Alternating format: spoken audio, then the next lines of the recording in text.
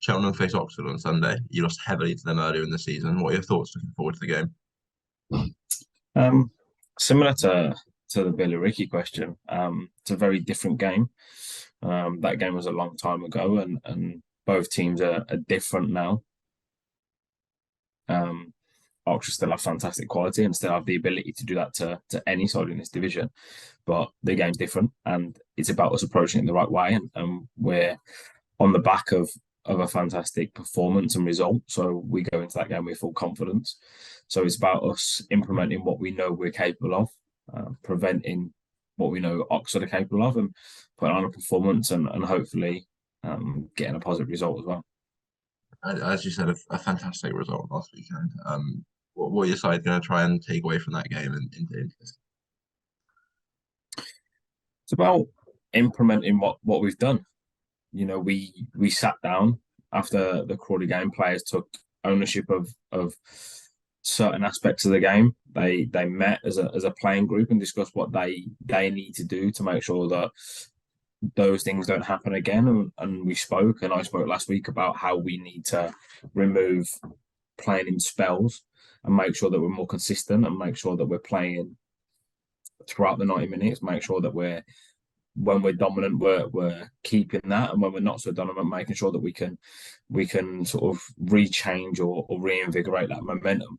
That was something that happened last week. Like you said, it was a really good performance across the board in all areas of the game, in all moments of the game, with our defensive organisation, our transitions, both in and out, our build, the way we played through, the way that we, created chances and scored goals. So for us, it's something to build on now. So we use that as momentum. It's easy to create a game where you have, a positive performance, a positive result. What is difficult is to maintain that, is to have that every single week. And our objective now is to take that positive performance and result and build on that and just keep going. Oxford are undefeated in the league and they haven't conceded away from home yet. How are you planning on disrupting them this weekend? Um, well, if we're going to get a result, we need to score goals. So that's the first thing. We need to be aggressive. We need to be aggressive in our final third, whether that's with or without the ball. But we need to go and play our way. Oxford are a fantastic side. We know that.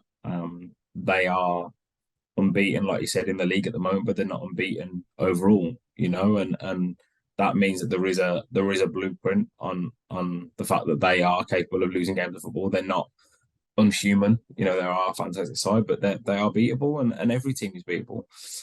So we just go and we approach it the exact same way we did against Billericay. We're aware of their strengths and weaknesses, but it's about what we do. It's about us building that platform for us. It's how we play. It's how we press. It's how we transition. It's how we move the ball. It's how we react to situations. It's how we set things up. It's about what we do. The result is a part of that, but ultimately our focus is about putting on a positive performance. If we get a result that matches that, like we did at the weekend, fantastic. But for now, it's about building those performances, allowing players to build connections, allowing players to improve and get better week on week, and set ourselves up for the next seasons. It's the first game back in the Cheltenham for a long time. Will that have a positive influence on the side? And are you excited to be back home? Yeah, very much so. There's been a lot of coach travel, a lot of friendlies, a lot of missed games, a lot of rearranged stuff. So it's nice now knowing that we've got a run of fixtures. It's nice or nicer, like you said, that they're at home. So we have the ability to make sure we know what we're doing and that sort of stuff. And yeah, we've got three really tough games, two at home, one away in the next couple of weeks. And our objective, like I said, is to do the right thing. Being at home just allows those things to become a little bit easier to make sure that we know, how we're setting up, what surface we're playing on, what it looks like. But it'd be nice to get home. It'd be nice to play in front of friends and family and fans, and yeah, hopefully put a positive performance, get a positive result. The team has picked up a few knocks over the last few weeks. How much fit is the squad, and how's that affected selection? I wasn't actually affected selection too much. I think that this week, obviously we trained on Tuesday. We had to kind of amend train a little bit, just in the process that we're working in shorter bursts. We have a really tough game against Billericay. It's a big pitch. We've worked really hard. and it's a long journey home as well, so it's a really long day. And players coming back into work Monday, Tuesday, and then into training Tuesday night. So we amended training, but we do that when we have those longer trips and that sort of stuff. So training was good. We worked in bursts, like I said. We covered the things that we needed to. We made sure that the intensity was right. So that's good. We haven't picked up any additional knocks that I'm aware of so far. So we go into training tonight, and we go and work hard, and we go and get things ready for the weekend. But I don't expect kind of anything to drastically change. I don't expect anything to kind of be there or thereabouts. But ultimately, that's why we have a squad. We have a squad of players that are all capable of starting and all capable of contributing at this level. And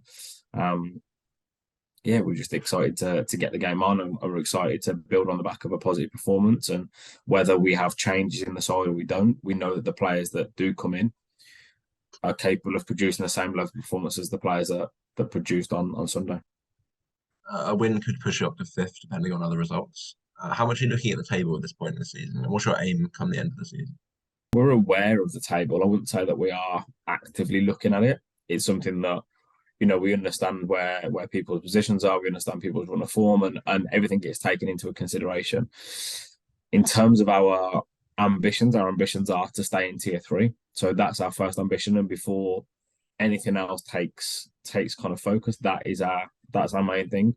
So we believe that we think we need kind of another sort of 6 to 9 points to kind of guarantee safety. So that's our focus and that's our aim. And that's what we're going to try and achieve over the next 3, 4, 5 weeks, however long that takes. And move forward towards that. When we hit that, then we'll reassess and we'll reevaluate. But until we hit that marker, then that's our only focus, and that's our job. Whether we're 6th or 7th when we get those points, it doesn't matter. What matters is getting those points to build. Tom Davies has joined the squad recently. How has she settled back in? Yeah, really good. She's coming back off injuries, working back off the COVID year as well. And it's been really difficult for those players that have picked up injuries post-COVID, because the amount of football they've played compared to everybody else is limited. So she needed that opportunity, and Aid and Leafield gave her that opportunity where she could play and make mistakes and keep working hard. And she was a valuable asset to them, and we're really glad that she got those minutes. She's back in. She's been training with us kind of anyway, so the transition for her to come back into the squad isn't huge. But she's come back in and been the person that she is. She's a bright spark. She worked really hard. She's committed, and you know what, we're glad to have her back in kind of full time now, because the energy that she brings and everything outside of or off the pitch as well as on the pitch is important. So we're happy to have her back in, and the squad is stronger for that.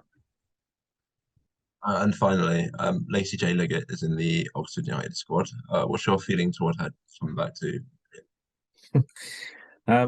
Well, if she plays poorly and she doesn't score, then I'll be very happy. But look, I've got a lot of time for Lace. I worked with Lace for a long time. She was part of the squad that helped us achieve promotion, and we get on. So there's no hard feelings, of course there isn't. She moved to Oxford, to try and better herself and for the ambitions that she's got, and we absolutely don't hold that against her. There's a number of players that have played for kind of both sides over the years as well, so it'll be an important fixture for those. But for Lace, I wish her all the best just outside of the 90 minutes that occur on Sunday. And by the looks of it, she's having a really good season. And she's settling in really well, and yeah, it'd be good to catch up with her and the family afterwards. But yeah, like I said, as long as she doesn't do too much in that 90 minutes, then we'll remain friends.